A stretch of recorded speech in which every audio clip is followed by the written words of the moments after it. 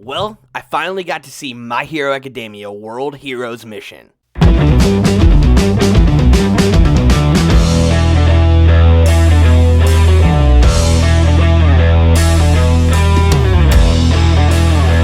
A mysterious group called Humanars strongly believes in the quark singularity doomsday theory, which states that when quarks get mixed further in the future generations, the power will bring forth the end of humanity.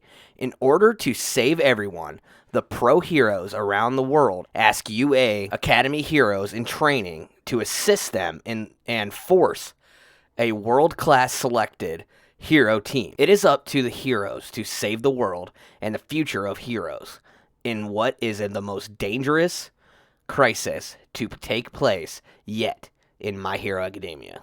Well, that's all I'm going to say. This is a spoiler-free review, but first off, I kind of want to just talk about Deku in this. I mean, I love the character. To be honest, like, Todoroki's my boy. He is my favorite character, but in this one, it's really a lot about Deku mostly. This is a big character piece for Deku, and my feelings about that is yeah, this movie may not be quite in continuity with the show, and like you can basically skip it, but I feel like you would be robbing yourself of the character development that Deku has in this movie. And it's cool because if you do watch the show, Deku does form a new power with his One for All, and it's really cool to see him utilize it a lot better than he has in this movie. And it's really cool. He can do so much with it. It's like beams of power coming out of his fist, and he can. It's almost like Spider-Man at times when he's like swinging with it and stuff. And I really think he's coming into his own with his new power. And I just really like this character even more after this movie because he is just such a kind soul. And it's so heartwarming just to see him care so much about everyone else around him. But it's really cool. He teams up with this kid that he meets. It's kind of he in the beginning, this kid Rudy, he kind of like Deku kind of catches him stealing something in the beginning, and then you kind of see them go on this little journey throughout. Meanwhile, there's this huge force going on trying to, with the doomsday theory and all that, and it's really crazy. But I do love that friendship between Rudy and Deku throughout this. Now, the action sequences in this movie are incredible.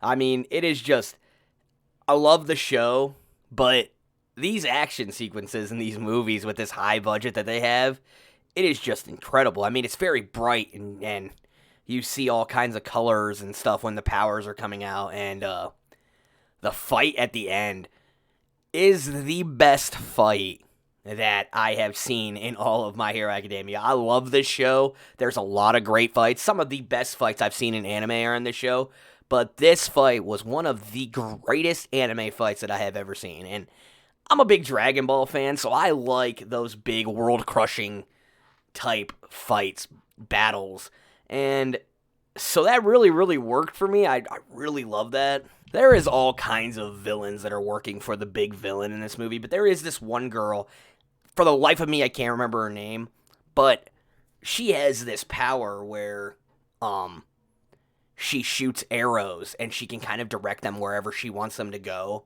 Like, they basically don't stop until they hit their target, and she was so badass, and it's cool when you see everybody from the My Hero Academia show just all come together in this movie too, and it's really cool to see these kids grow into something much bigger, and just to getting better and better with their quirks, and just becoming, just all coming into their own. It's really cool to see that, and this movie really captivates that a lot. I love the little details that they put in this show and in this movie with, Deku's got all these scars from in the beginning when he was trying to, when he was trying to figure out how to utilize One for All. And he's got all these scars and stuff, and they never forget to put those scars on when he doesn't have a sleeve on or something. They never forget that. The attention to detail in this is incredible.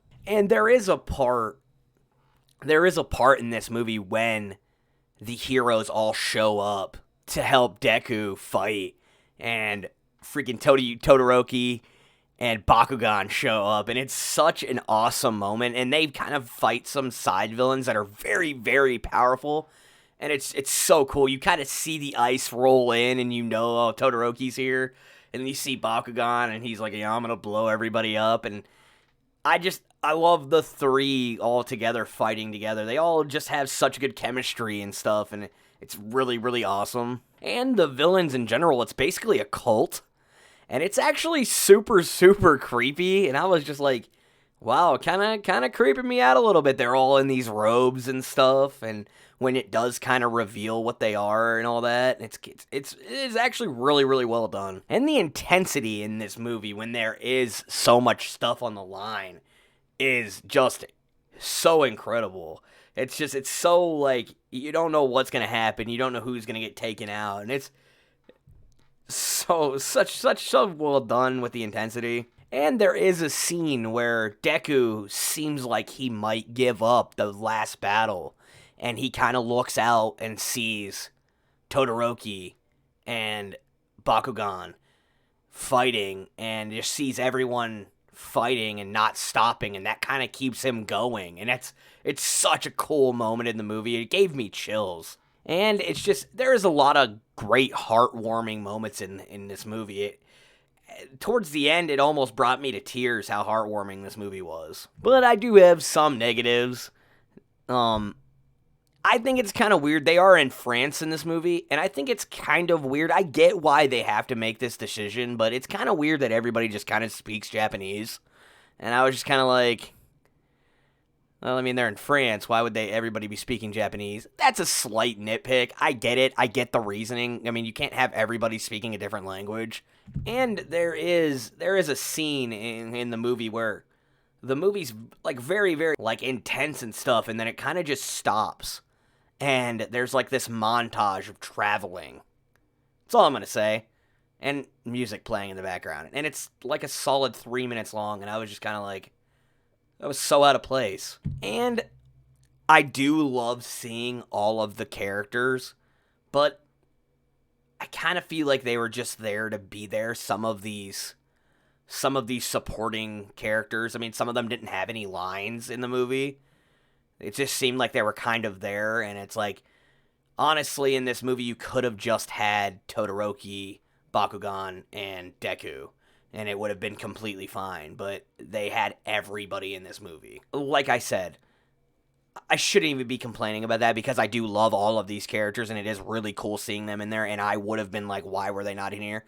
But I feel like they could have utilized the characters a little bit better in this. It does, like I said, with that traveling montage in the movie, it does have its slow moments, and there is some times where the movie does slightly get slow and bogged down a little bit. And there is this really, really badass character, and I'm not going to say who it is, but they kind of just don't last in the movie and kind of die off really quick, and I was kind of disappointed in that. I was kind of like, this character could have been awesome just to keep going throughout this movie, and I would have been happy, but they killed this person off so quick, and that was very disappointing for me. And Deku kind of gets blamed for killing a bunch of people in the movie, and they're like, question him for a second. They're like, did you do this, Midoriya?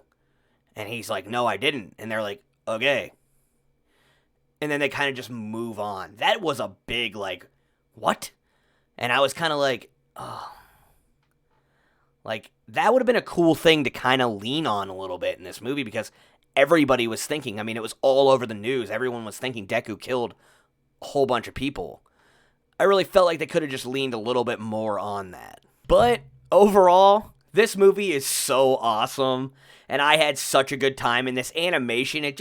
I love I love anime, and what in the future of anime is so bright because it just keeps getting more and more beautiful looking, and just I love me some old anime. I love watching old Dragon Ball, I love watching Bleach and all that, and old Naruto and all that, but like this new animation is just so amazing looking, and I'm loving it. And honestly, like I said, if you love My Hero Academia and you decide to skip this movie, you are really, really robbing yourself of character development for Deku, because he grows so much in this movie. And I really, really recommend seeing this on a big screen. I actually got to go see this in IMAX, and it was so awesome. I drove quite a bit away to go see this movie, and I was almost late for work, but I did end up making it. But for my score for this movie, I'm gonna give it an 85%. Like I said, a lot of fun. I felt like I was a little too nitpicky with it, but it does have its issues. But it's kind of hard for me not to brush it off because I love this show so much and I was just so excited to see it. But if you like what I'm doing on this channel, like and subscribe. Follow me on Instagram at Nelson Reviews. Follow me on Letterboxd at Nelson48. Peace out!